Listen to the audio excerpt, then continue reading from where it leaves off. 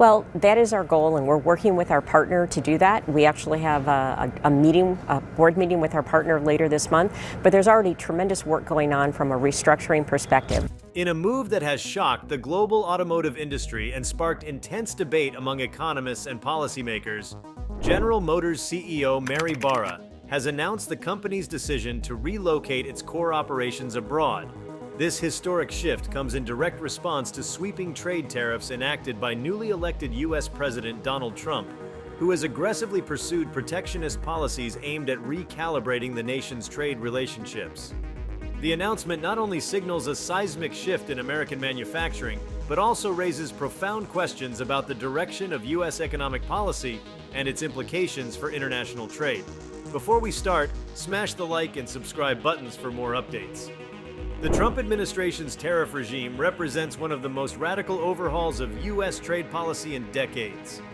The newly implemented tariffs are extensive, targeting a wide array of imports from traditional trade partners, including Canada, the European Union, Mexico, China, and others. In retaliation, these countries have imposed their own steep tariffs on American goods, escalating a full-blown trade war that has sent ripples through industries from agriculture to aerospace. In this environment of heightened protectionism and diminishing global trade cooperation, GM's decision to move its operations overseas is emblematic of the pressures now faced by multinational corporations caught in the geopolitical crossfire. For General Motors, a company deeply embedded in the American industrial identity, this was not a decision taken lightly. The company's headquarters and historical manufacturing base have long been centered in the U.S., symbolizing the post-war American economic boom. However, the new tariffs have dramatically altered the economic calculus. Input costs for raw materials such as steel and aluminum, already under strain due to global supply chain disruptions, have surged. At the same time, retaliatory tariffs have made American-made cars significantly more expensive and less competitive in foreign markets, directly undermining the company's global revenue model. With profitability under threat, GM has found itself at a crossroads. The company's vast international customer base, particularly in Europe, Asia, and South America, forms a critical component of its long-term business strategy. Continuing to manufacture in the U.S. under the current trade conditions would make it nearly impossible to sustain competitive pricing in these markets. Consequently, moving production abroad emerged as not just a strategic preference, but a financial necessity. The implications of this move are monumental. First and foremost, the economic impact on the U.S. will be profound. GM is one of the country's largest employers in the manufacturing sector. The relocation of operations means the loss of thousands of jobs, not only within GM's own facilities but across its supply chain, which includes hundreds of smaller parts manufacturers, logistics firms, and service providers. Regions like Michigan and Ohio, already grappling with economic transition, are poised to suffer even greater setbacks. These areas have relied heavily on the auto industry for employment and tax revenue, and the departure of GM could further hollow out local economies. Beyond job losses, there is the broader question of American industrial capacity. The departure of a major player like GM could trigger a domino effect, prompting other manufacturers to reassess their own operational bases. If a trend of industrial relocation begins to take shape, the U.S. risks a long-term decline in its manufacturing base, which has historically been a cornerstone of its economic strength and geopolitical influence. This erosion could lead to increased dependence on foreign production for critical goods, a vulnerability starkly exposed during global crises like the COVID-19 pandemic. The political ramifications are equally significant. President Trump's trade policy was designed to protect American jobs and reinvigorate domestic manufacturing. The exit of one of America's most iconic corporations undermines that narrative and could generate substantial political fallout. Critics of the administration are likely to seize on GM's decision as evidence that the tariffs are backfiring, achieving the opposite of their intended effect. The irony is difficult to ignore. In an effort to shield American industry, policy decisions have led one of its giants to flee. Internationally, the decision is being closely watched. trade partners who have borne the brunt of U.S. tariffs are likely to interpret GM's relocation as validation of their retaliatory strategies. The move bolsters the argument that open trade is essential for business sustainability in a globalized economy. Countries that have been targeted by American tariffs may even court GM more aggressively now, offering incentives, streamlined regulations, and favorable tax structures in a bid to attract not just GM, but other disaffected U.S. firms as well. This competitive dynamic could reshape the global distribution of industrial power. For consumers, both domestic and international, the shift carries mixed consequences. American buyers may face reduced product availability or higher prices for GM vehicles as the company adjusts its logistics and navigates the complexities of international production. Meanwhile, consumers in markets where GM relocates production may benefit from increased local access and potentially lower prices. However, the overall uncertainty created by the trade war could lead to market volatility, fluctuating prices, and unpredictable product availability for years to come. On a strategic level, GM's relocation also raises questions about the future of innovation within the automotive sector.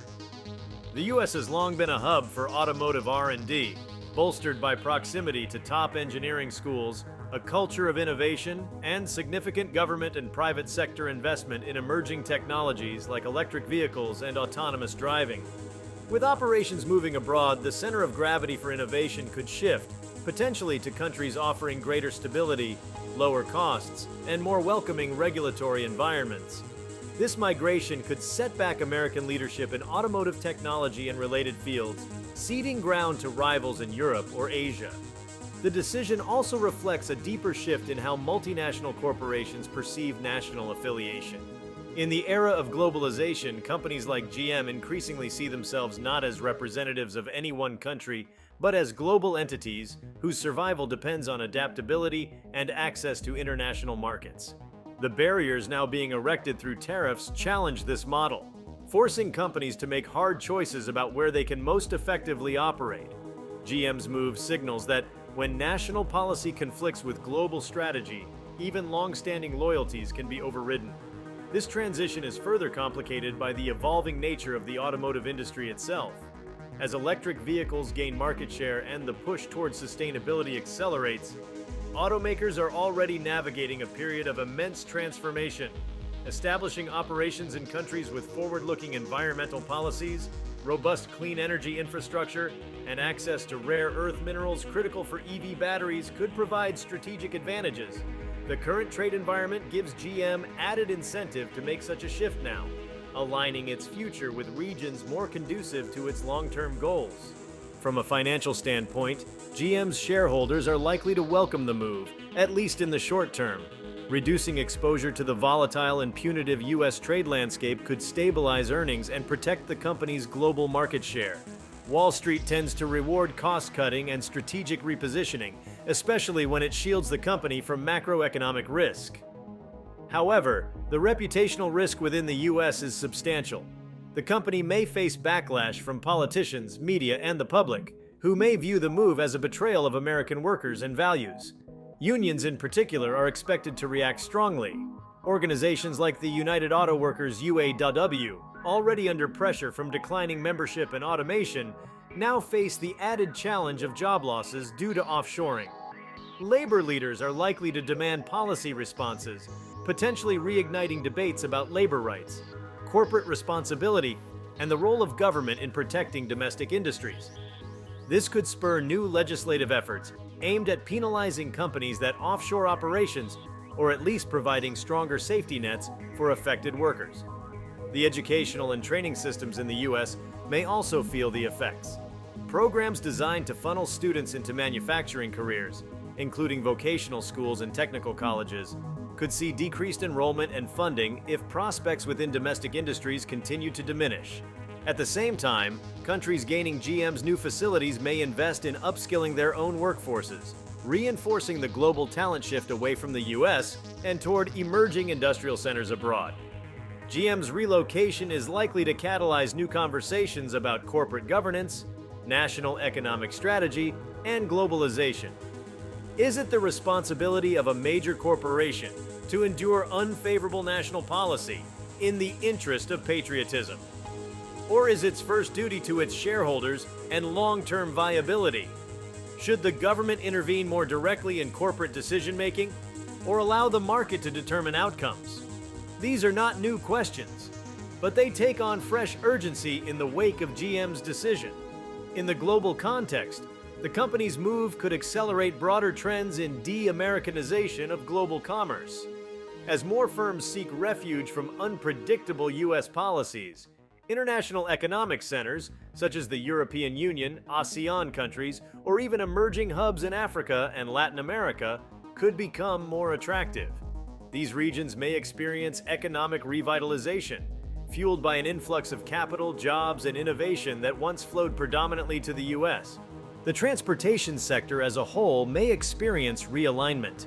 GM's departure from the U.S. could inspire competitors to reevaluate their own footprints. If Ford, Tesla, or Chrysler perceive similar risks from American trade policy, they too may begin exploring offshore alternatives. The auto industry's traditional clustering around Detroit and other U.S. manufacturing strongholds could dissolve, replaced by a more distributed global manufacturing network. Such a shift would not only alter the industry's logistics, but also its cultural and strategic DNA. Government agencies that depend on large-scale manufacturing, whether for tax revenue, infrastructure development, or employment metrics, will have to recalibrate. The economic models that have guided regional and national planning for decades may no longer apply. This could usher in a period of experimentation as policymakers explore new industries, technologies, or economic frameworks to fill the void left by manufacturing giants like GM. General Motors' decision to move its operations abroad marks a decisive turn in the company's long history. Yet beyond its immediate consequences, this move opens the door to a deeper analysis of the structural changes underway within the global economy. The decision isn't just a reaction to tariffs. It is a window into how the world's largest corporations are increasingly untethered from the nation-state model and are now operating in an environment where agility, regulatory efficiency, and market access matter more than geographical legacy. The ripple effects of this strategic relocation stretch into numerous facets of society, the economy, international diplomacy, and corporate philosophy, each of which is now undergoing reevaluation. At the heart of this transformation lies a shift in corporate accountability. For over a century, GM has been portrayed as a quintessential American success story. It symbolized industrial strength, upward mobility, and national resilience. But in today's hyper-competitive and interconnected marketplace, corporations like GM are less beholden to national narratives and more focused on maximizing value within an increasingly fragmented global ecosystem. The incentives to remain in the U.S. have weakened, not only because of punitive tariffs, but also because regulatory structures, labor costs, tax burdens, and global mobility now offer compelling alternatives elsewhere. This move spotlights the fragile alignment between national economic interests and multinational corporate objectives. While national governments tend to prioritize job creation, tax revenue, and strategic autonomy, multinational corporations prioritize profit margins, risk mitigation, and shareholder returns. In the case of GM, that divergence became untenable. It wasn't merely a reaction to increased costs. It was the culmination of years of observing the shifting ground under their feet, where short-term policy decisions increasingly dictated long-term corporate consequences. And now, with the trigger of tariffs, GM has been nudged to act upon assessments that may have been in planning stages for years. This realignment forces a reckoning with labor dynamics as well. The modern automotive workforce is increasingly global. Skilled engineers in Germany, software developers in India, battery specialists in South Korea, and robotics experts in Japan represent the kind of distributed talent pool that global companies can tap into without remaining tethered to a single country. GM's relocation thus also serves as a recognition of where the most critical skills for future mobility trends, autonomous systems, electrification, and AI-driven diagnostics, are being cultivated and supported. The U.S., while still rich in talent, has lagged in aligning educational output with the rapidly evolving needs of future-centric industries. Other nations, more agile in policy and focused in vision, have filled that gap. There is also the question of strategic alignment with governments. For a company to flourish globally, it must have a working partnership with its host governments. That partnership extends beyond tax rates and regulatory compliance to include policy predictability, infrastructure investment, and openness to innovation. Countries that provide clear roadmaps for digital infrastructure, green energy, and industrial modernization are gaining favor among companies like GM, which are seeking long-term viability in an era defined by technological acceleration and climate transition. GM's departure from the US is in many ways a response to not just the presence of tariffs, but the absence of coherent industrial policy. In contrast, nations such as Germany, South Korea, and even emerging economies like Vietnam and Mexico offer compelling propositions. The relocation decision also reflects a new model of global supply chain architecture. Over the past decade, supply chains have undergone continuous evolution, from lean and cost-efficient systems to resilient and decentralized networks that can withstand shocks. The pandemic taught hard lessons about the vulnerabilities of concentrated production. Now, trade tensions serve as another catalyst, pushing companies to diversify their operational bases. By moving abroad, GM isn't just sidestepping tariffs. It's re-engineering its entire value chain to be more geographically balanced and risk-resistant. This might involve setting up modular production hubs across different continents, enabling localized assembly, and reducing the need to ship parts across increasingly volatile trade corridors. In doing so, GM is also adapting to the growing importance of regionalization. Globalization, once characterized by uniformity and scale, is now being replaced by regional blocs, each with its own regulatory codes, trade alliances, and consumer behavior patterns. The European Union, for instance, has stringent environmental standards and a rapidly electrifying vehicle market. Asia-Pacific boasts fast-growing middle classes and governments eager to support infrastructure and manufacturing development. By establishing a presence within these regions directly, GM can more precisely tailor its offerings, navigate regional regulations with ease, and foster brand loyalty through proximity and cultural relevance. The shift is also poised to reshape capital investment strategies. Historically, much of GM's capital expenditures were concentrated in North America. Now those funds will be redirected to new international facilities, technology centers, and regional headquarters. This reallocation will impact not just the company's bottom line, but also the broader investment environment. Foreign governments hosting GM will benefit from increased foreign direct investment, infrastructure upgrades, and an infusion of high-skilled jobs. Meanwhile, American investors, municipalities, and service providers will face a potential drought in industrial investment that may take years to refill, if at all. This evolution also invites scrutiny of the geopolitical landscape. With GM moving its operations, it becomes a new player in the soft power dynamics between countries.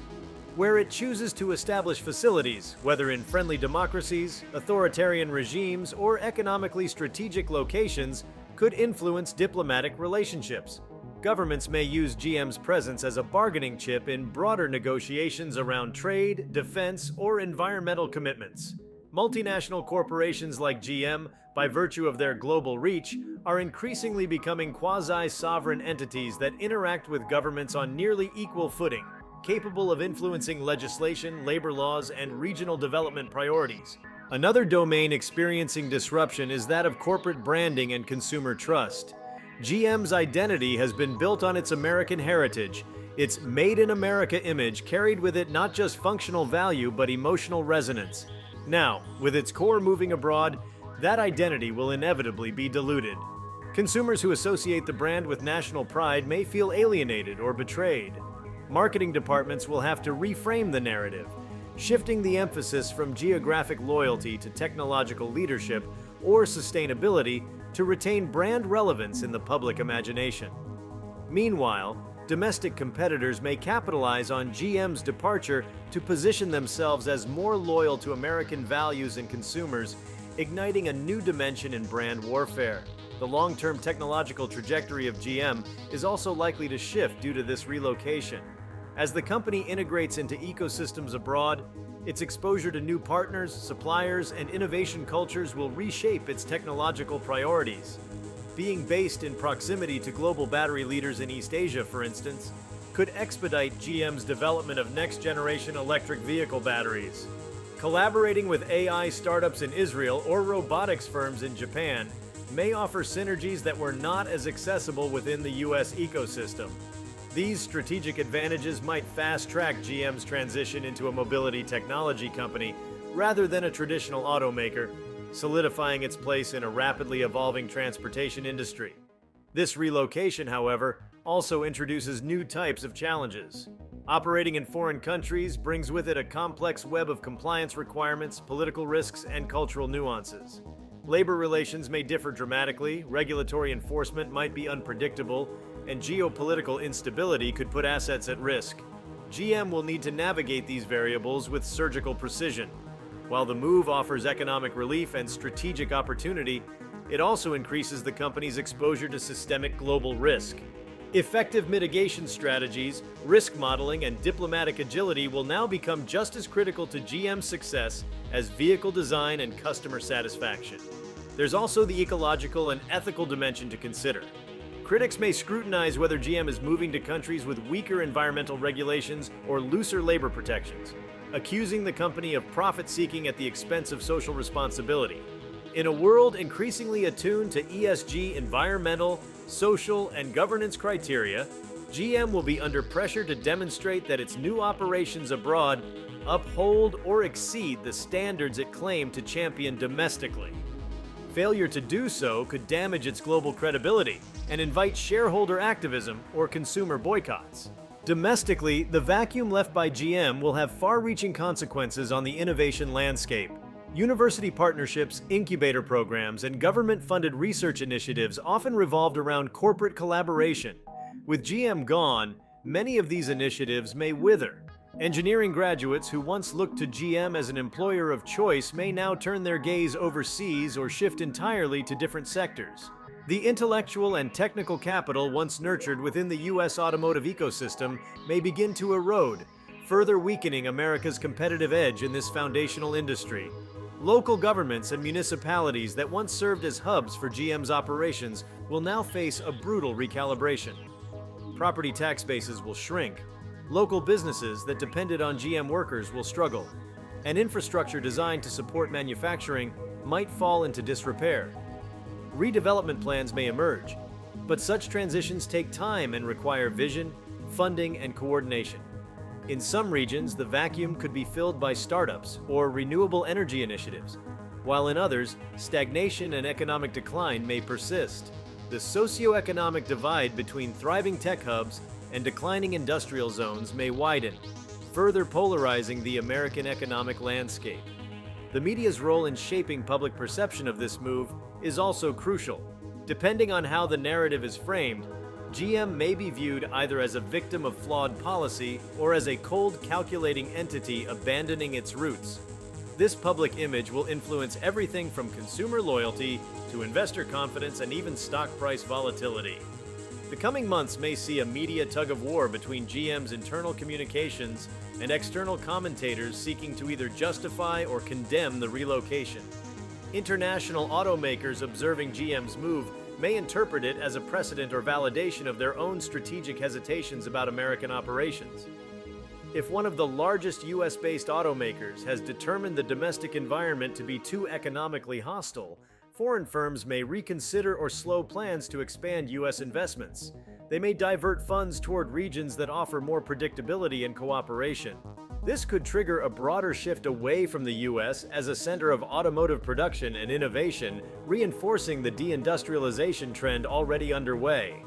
The decision reverberates not only within boardrooms and union halls, but also in classrooms, ballot boxes, and diplomatic summits. It encapsulates the growing pains of a world transitioning into a new economic order, one defined less by national allegiance and more by strategic mobility. The long-term consequences of GM's exit from the United States will unfold over years, perhaps decades, shaping everything from local economies to global trade architecture. What is clear now is that a chapter has closed, and what comes next will require entirely new playbooks, not just for GM, but for countries, communities, and citizens navigating the contours of a rapidly redefined global economy. The relocation of General Motors operations abroad, spurred by the implementation of trade tariffs under President Donald Trump's administration, is not simply a corporate strategy shift. It is a landmark event that encapsulates a fundamental redrawing of global economic boundaries. While the political, economic, and corporate implications are immense, what further deepens the story is the multitude of secondary domains that will be affected. These include national security, regional infrastructure development, currency stability, educational institutions, consumer behavior, and the very concept of sovereignty in a corporate-dominated era. One of the less immediately obvious but strategically vital implications concerns national security. A nation's industrial base is historically intertwined with its defense capabilities. Throughout the 20th century, major automakers like GM were essential to wartime mobilization. During World War II, for example, GM converted its automobile production to manufacture tanks, trucks, and aircraft engines for the Allied forces. This dual-use capacity, civilian and military, has remained a quiet but vital asset in America's security toolkit. With GM's manufacturing and engineering facilities moving abroad, the United States potentially compromises its rapid response capacity in future conflicts. The absence of such an industrial giant within domestic borders introduces a vulnerability that can't be easily substituted with peacetime imports or temporary contracts. It calls into question the long-assumed resilience of the national defense industrial complex. Another critical dimension is the impact on regional transportation networks and public infrastructure. Over decades, entire cities and transport systems were designed and developed around the presence of large manufacturing hubs like those operated by GM. Road networks, freight railways, ports, and even air cargo facilities were optimized to serve the logistics needs of the automobile industry. Now, the withdrawal of GM will render many of these logistics nodes underutilized or obsolete. Local governments and urban planners will be forced to reevaluate infrastructure investment strategies. Decommissioning or repurposing this infrastructure will be costly and time-consuming, further burdening municipalities already under financial strain. The currency implications of such a move also deserve attention.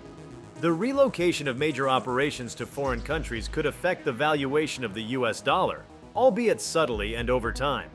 When an American corporation exports large volumes of goods manufactured domestically, it generates foreign currency inflow, which strengthens the dollar. Conversely, when the same corporation relocates production abroad and begins repatriating profits in reverse, the dynamic shifts.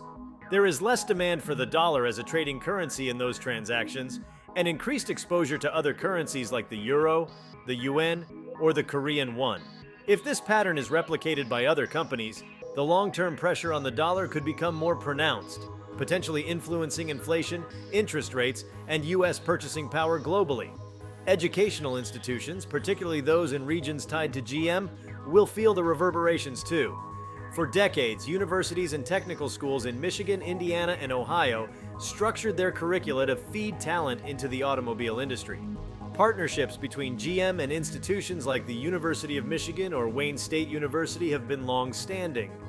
These collaborations often funded research, provided internship opportunities, and ensured high graduate employability in engineering and design fields. With GM's exit, these institutions will face an identity crisis of sorts.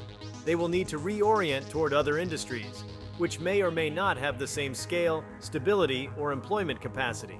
The intellectual capital and research output that once drove regional innovation may decline unless alternative industrial anchors are found swiftly. This corporate migration also prompts a closer inspection of how global tax structures shape business decisions. By relocating, GM may be positioning itself to benefit from tax havens or jurisdictions with friendlier tax policies. Many countries actively court multinational corporations by offering favorable tax regimes, and GM's global profile makes it an attractive candidate. While this may increase profitability, it raises ethical questions and public discontent in the U.S., where tax avoidance by large corporations is already a controversial issue. A company exiting due to tariffs and then optimizing its tax exposure abroad may be viewed as exploiting global disparities at the expense of domestic responsibility. Consumer psychology will also undergo transformation. For decades, American consumers identified with GM not just as a brand, but as a shared national institution. Many had personal, familial, or communal ties to GM, which influenced buying decisions beyond mere utility or price. With the company moving its operations overseas, the emotional bond is likely to erode. Consumers may feel disillusioned, possibly leading to boycotts or a turn toward competitors perceived as more loyal to American manufacturing. Conversely, consumers in GM's new host countries may develop a stronger affinity toward the brand, especially if it begins to market itself as part of the local economy and workforce. Environmental implications form another dimension.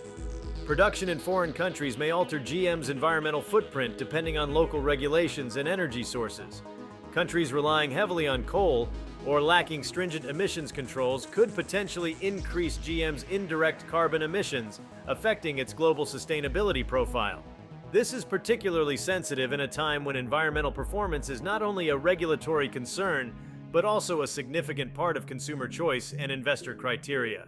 If the relocation results in increased emissions or poor environmental stewardship, GM may find itself penalized in ESG, environmental, social, and governance ratings, which now play a role in institutional investment decisions. If you like this video, please give it a like and subscribe to our channel. Also, leave your comments below and tell us, what are your thoughts on GM moving abroad after Trump's tariffs announcement? We want to hear from you. Thank you for watching and see you next time.